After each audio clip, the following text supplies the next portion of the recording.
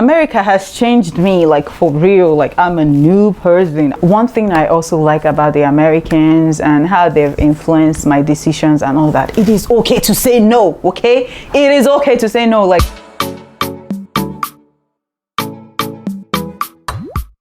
hello everyone, how are you guys doing? I am Aladi-Ada. I'm an international student in the United States. When you want to form the accent, that's when the accent disappoints you. Anywho, hi guys, happy new year, welcome to my channel. If today is your first time, I'm so happy to have you here. This video might kind of look like a chit chat to some of you. It's just going to be calm. This is just going to be me being open and honest. Like, I've been here for the past 2 years and 6 months, I guess, or more than that, I don't know. So I've changed in so many ways. I am not the same Aladi that you knew, 2 years back. I'm not the same person. So I'm going to start from this one. I am more open to talk about my failures now. I am very, very open to that. When I came here, it was not like that. Imagine me talking about my probation video and putting it out on YouTube for everybody to see. Like, that's like a taboo. Like, why would you show the world that you failed? But I have grown. Like, I have grown so much that talking about my failures, it doesn't define me. My failures doesn't define me. I mean, like, I failed, yes, and so that was why I was able to summon the courage to talk about my failures, because I see people in school, they like schoolmates and all that, they'll come out and say, people can be talking about, oh, I got an F in that class, like I failed that class, like, and they are retaking the class, they are like, they don't feel shy about it, if you get what I'm saying. Like, they just talk about it and you're like, okay, which I think is a good thing. Like, you shouldn't be defined by your failures. You should be able to speak up, tell people, like, if you're going to judge me for my failures, then fine, cool, yeah, cool. So now I can, I easily tell people what if I fail the class, I say it. If I got a C, I say it. If I got a D, whatever, I say it. So I am more open about discussing my failures. Yeah, when I was in Nigeria, I was not. Like, I used to hide my test script very well, okay? Don't get me wrong, but that's just what it is. Another thing America has influenced me, and Americans have influenced me indirectly, is being patient. I am so patient now. I used to be very impatient. I am very, very patient with people, especially now. Like, before, I'm this kind of person that I just get like, oh, disappointed, and then like, but now, like, I give it a second thought, and all that. I don't just go straight and say, oh, I am not happy with this thing. You disappointed me, blah, blah, blah, and start raking, blah, blah, blah. But now I give people second chance. I make excuses for people. Like, I don't know, it can be a good thing and it could be a bad thing, but see it from this aspect. My professors, they are so patient with me. And I've learned this art of patience. It's patience. English is not my first language. English is not my mother's tongue. Let's be guided. So I see the way they relate with me. Like, I come to them. There was one professor who happens, like, he is my advisor now, in case he randomly watches this video. I don't know, my professor found my channel for some reason.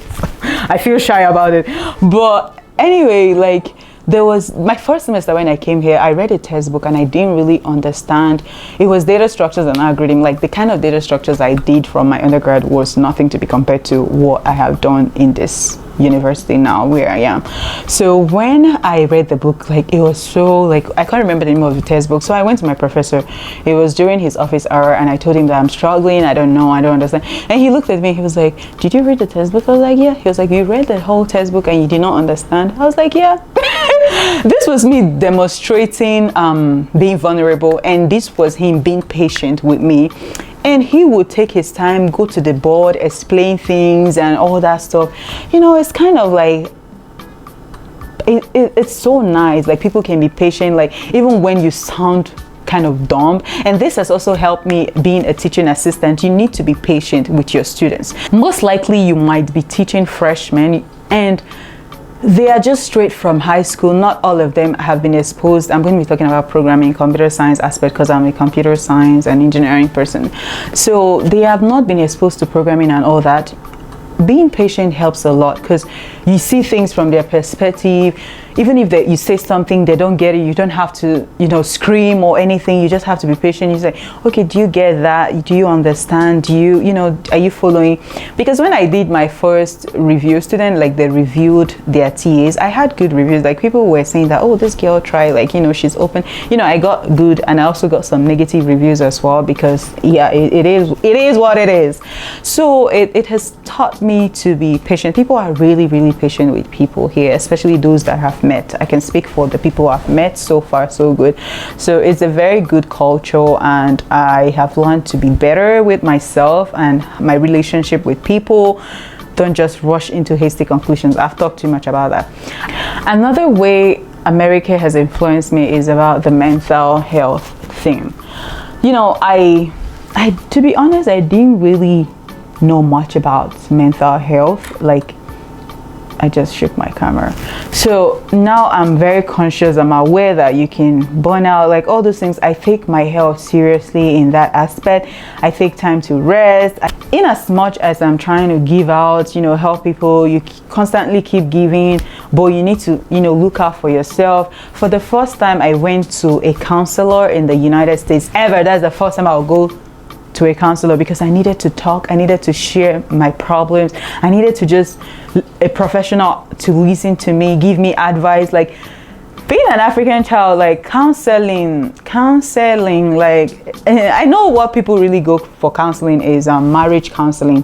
But any other counseling, I'm not sure how that works. Don't get me, if I'm wrong, please let me know. But it where I grew up is not a big thing, like going for counseling and all that. And people go for therapy here, and also it's like it has opened my eyes to see beyond, this aspect of, this thing you say, people say hard girl, hard boy, like you're so strong, like you never break down, like you're always strong. Like no, I'm done with that life. I'm over it. Okay, if I need to cry, I feel like the past 2.5 years, like I've cried the most in my life. If I need to cry, I cry. If I need to talk, I talk. If I need to let it out, I do. I don't want to be a superwoman. Thank you. Like, I don't want to be a strong person in that aspect. Like, I want to show my emotions. I'm human, and I want to get all the attention I can get. That is why even last year, you guys have seen, I've posted a lot of videos where I was, open and talking about my problems and all that. So yeah, I have learned a lot to be more open with myself and all that stuff. One thing I also like about the Americans and how they've influenced my decisions and all that, it is okay to say no. Okay, it is okay to say no. Like, yes or no. Yeah, yes or no. I've learned, like, these people, if they mean yes, they just tell you yes. If they are not in for it, they say no. So you don't have to go and be thinking all that. And it's okay to say no to calls. It's okay to say no to text messages. It's okay to say no to dinner invites. Anything at all, as long as it's not convenient for you and it would affect you maybe the way you don't want, it's okay. I've learned, because I'm this person, like when I started my YouTube channel, like, and I used to receive emails, I make sure I try to reply everyone. It was so exhausting replying emails, comments and all that. But it got to a point, like, looking how people behave here, it's okay to say no. And sometimes it's good to monetize these things, because people just send you random things they could just Google. But when Americans value time. So I have learned how to say no to things, because at the end of the day, I keep getting burned out and it's not healthy. So it's just okay if you can't do something, say no. Like, if you ask people for stuff, if they don't want to give you, they say no straight away. And if they want to do it, they tell you yes, let's fix a time, let's do that. So I am this girl that is no longer afraid of telling people no. If you like, be my elder one. If you like, whoever you are, if I'm not comfortable with something, and I just go ahead and say no, I can't, no thank you, no I'm sorry. So you see that yes or no, if you get me. Another culture that I've embraced now, hopefully when I go back to Nigeria, I will drop that culture. Calling my other ones by their names. I know, right? Like, who does that? My friends and I, we've talked about this in one of our videos. I'm used to it now. Like, I am open to it now. I actually call people by their name. I can call you Lizzie, whoever you are, I call you by your name now, because people just want to be called by their name. So I respect that.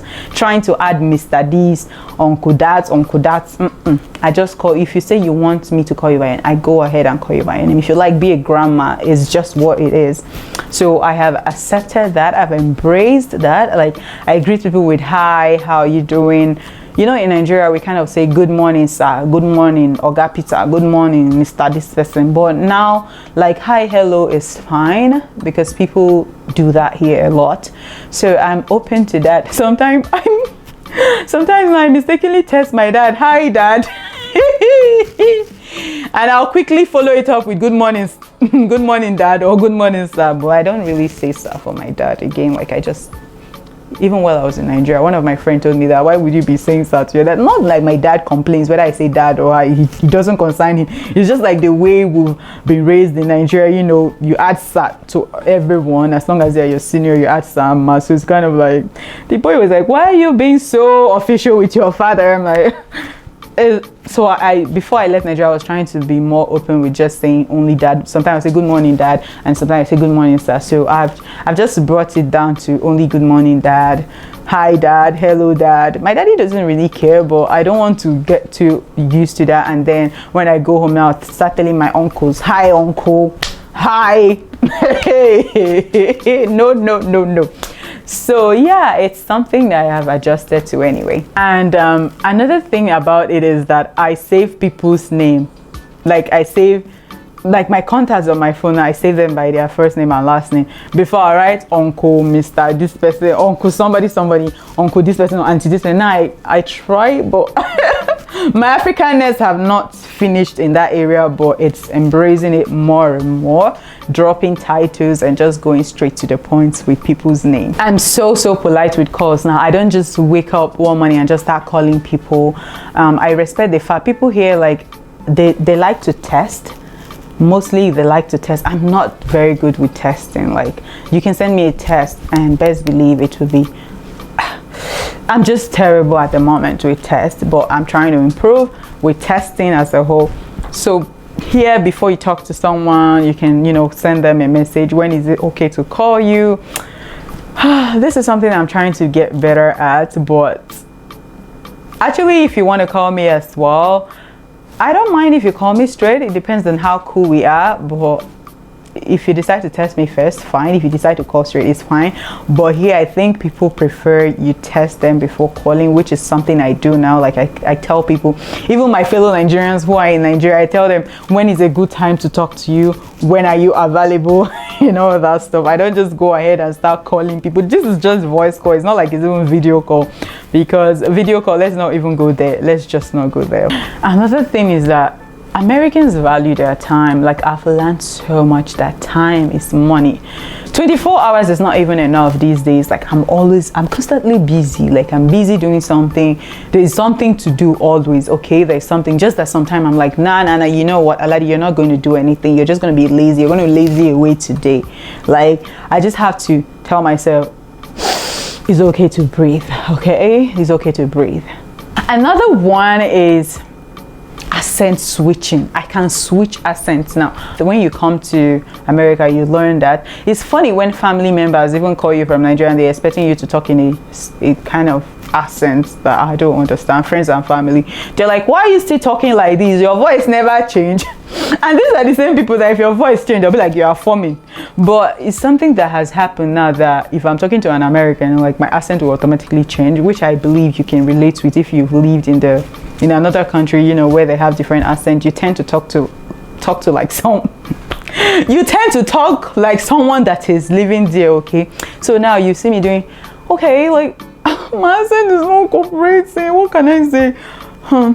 Okay, so I don't know, like, my accent is not just cooperating with me right now, but it's something that I just switch, you know. Nigerian accent will just be relaxing, and it's just cray, like, as Ujuma would say, cray. So guys, I hope you enjoyed this chit chat. Let me know in the comment section if there is anything that you want to contribute, anything you can relate with. Contribute anything you can relate with. Just let me know in the comment section, and how you're enjoying this new year. I'm so grateful for you. Please don't forget to subscribe to my channel, and I will see you in my next video. I appreciate you watching my video. Okay.